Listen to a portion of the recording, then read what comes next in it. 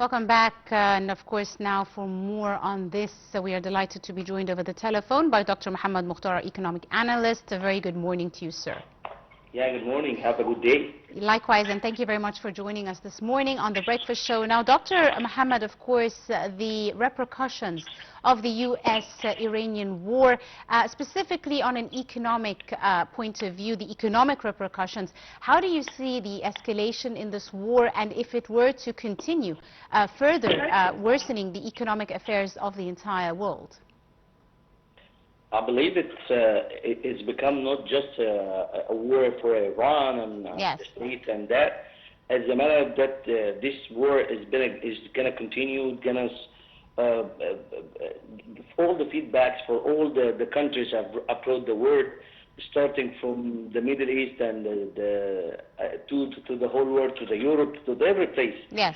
It's not a matter just in the area. No, it's a matter of the feeling back of that, and we see all the whole world is suffering from that war by increasing all the type of energy source increasing, and that at least more than 40% approach. Yes.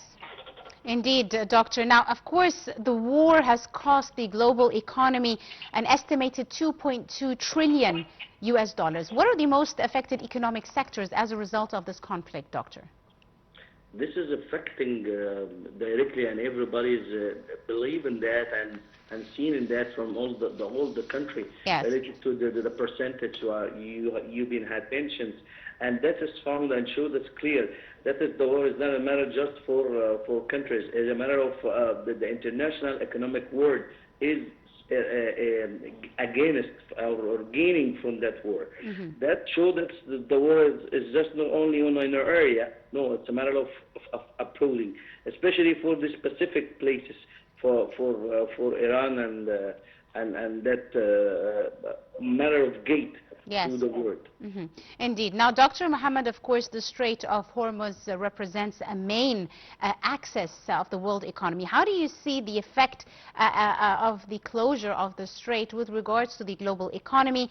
And it has really affected every sector. It's not just about oil prices or electricity or fertilizers or industries in general.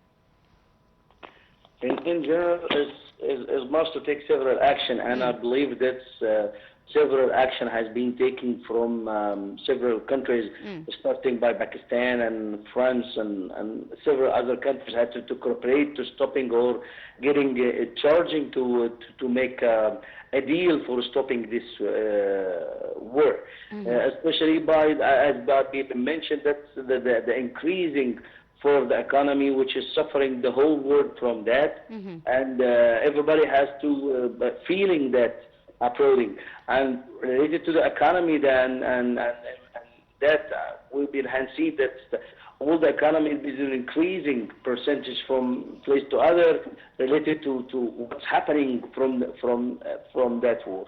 If it's gonna continue, everybody has mentioned that the whole world or the G7 also. Yes. Had to make several conference and agreement to stopping or to finalize the solution related to that. Now, Dr. Mohamad, the war has also affected, as you said, supply chains as well as international trade. Do you see, this war, if it's prolonged any further, could it cause a new wave of inflation? Could it cause, shocks and trigger another global inflation shock, in your opinion? Yes, of course, that is increasing more in that, especially for the Middle East and needs countries, from Africa and other countries, which mean suffering more by increasing that war. And as you mentioned, also in supply chains and any other things and logistics. Also by stopping like this place and it's not being secure for a while for the logistics and marine service in that gate. So it must immediately to stopping this war, and there are several scenarios for that. And we found that when we got the state to finalize an action to stopping the war, something going on or somebody's don't want to, of course, Israel don't want this war to stopping because it's a matter of gaining to them. And from the first time we find that the war is going have the other part of it, of other negative things has become on the state itself by hiring and everything related to them economy from gasoline and others being increasing to more than 14 or 15%. That and from internally from the United States, then all the other people want this war immediately to stop because it's been suffering the state itself. Absolutely. Now, Dr. Mohamad, on another side of this war, there is a cost or a financial cost of the war for both the United States and Iran. Tell us a bit more about how this war has affected their own economies and its financial cost to the two countries who are involved in this war directly. Yes, as you mentioned, the cost is not just, I believe it's also, is not the cost for Iran and the state for this part of war. It's the cost now to the whole world. And the whole world is mentioned need to stopping this war, but the cost is getting increasing day by day. Yes. If it's going to be to continue. And I was been mentioned in my last answer for that from the United States itself, them increasing highly the gasoline, and we see several videos internally that the people, this is not going to be able to continue like that. Absolutely.